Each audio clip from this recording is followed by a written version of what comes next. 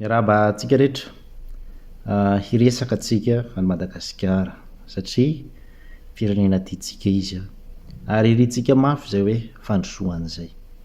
Hiresaka itsika hoe iza ireo olona misakana fampandrosoana any Madagasikara izay. Misy karazan'olona maromaro ireto. Voalohany indrindra ny filoham-pirenentsika dia vato misakana amin'ny fampandrosoany Madagasikara. Satria maninona? Satria izy dia tsy mahay mijery ny zavatra tena ilain'ny vahoaka marina. Tsy mahay mijery ny laharam-pahamehana eo amin'ny fiainan'ny vahoaka malagasy. Tia fety loatra ny filoham-pirenentsika. Zay ny mahavy azy. Tia zavatra mahafalifaly, mahafinaritra fa tsy tia zavatra hasoan'ny vahoaka. Satria maninona? Satria zao vola be dia be amina million euro ny lanina anaovana téléphérique, kanefa ny téléphérique dia tsy hisy impact direct amin'ny fiainan'ny vahoaka andavanandro velively. Na ninona raha nanambola ohatran'izany, raha hitrosa ohatran'izany, na ninona raha nananganana orinasa fa tsy nanao an'izany ny filohantsika. Dia ny taranaka no tratran'ny trosa amanjato taona ny anke. Rehefa natao ny calcul amanjato taona ny maro zay vao mahatafaverina n'ilay vola na norenina ny téléphérique io ny fanjakana malagasy.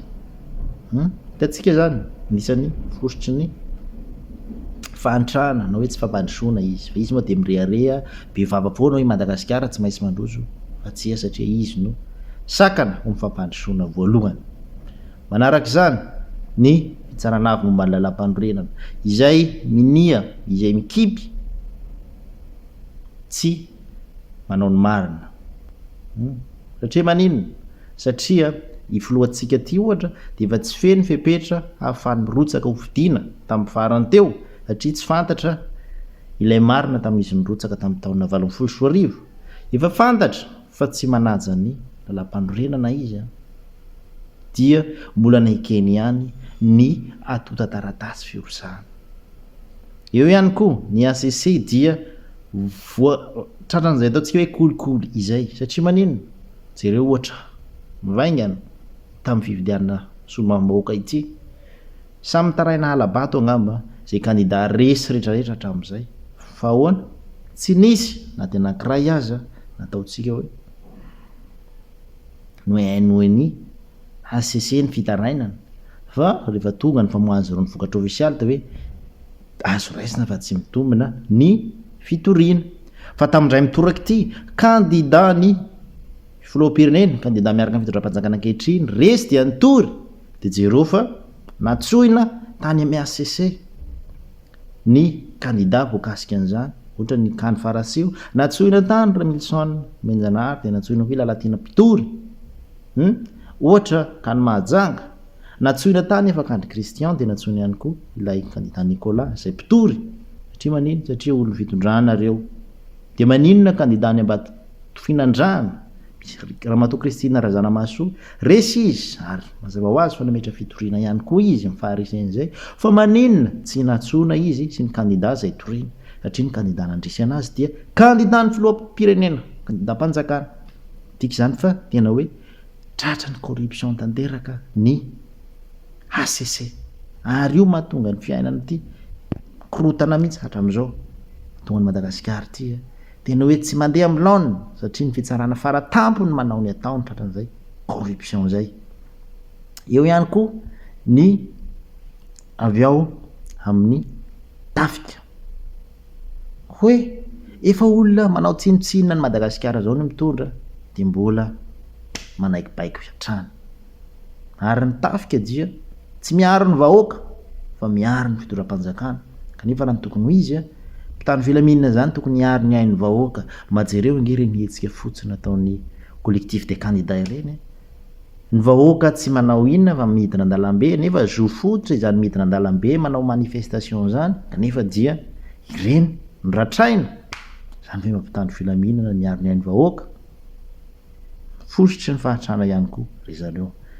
Eo ihany koa izy, eo ihany koa Lalatina Rakotondrazafy.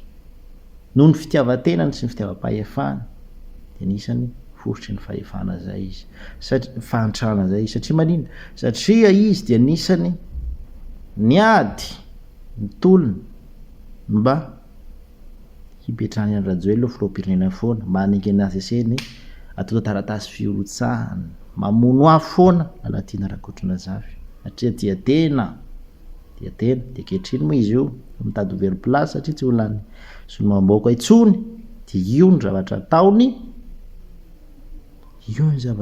io fa mitady tous les moyens ndray mba hampahalany azy de ho foanina ny vatony Ramilson tsy izy zany fositry ny fantrana eto Madagasikara Ramatoa Lalatiana Rakotondrazafy izay ihany koa ny fositry ny fahatrana eto Madagasikara izay niseny fositry ny fahatrana satria manino satria ny fikarakarana fividianana de tsy ara-dalàna tsy araka ny tokony ho izy satria trazay corruption zay olona akaiky ny fitondrana daholo ny ao olony fitondrana daholo de zay ne mahagaga hoe maninona zareo nitaraina fa nisy halabato kanefa ry zareo mianakabo ny kirakira io voka-pifidianana io tao e tsy mahay manaiky mihitsy ny zareo hoe ny vahoaka angeny tsy mila an'zareo tsony e leo angeny vahoaka e tsy mahay an'zany tsony ny zareo de mampalahelo zay fa tsy ho lava resaka fa de mirahasoantsika rehetra fa mbola eo ihany koa ny vahoaka ny fositry ny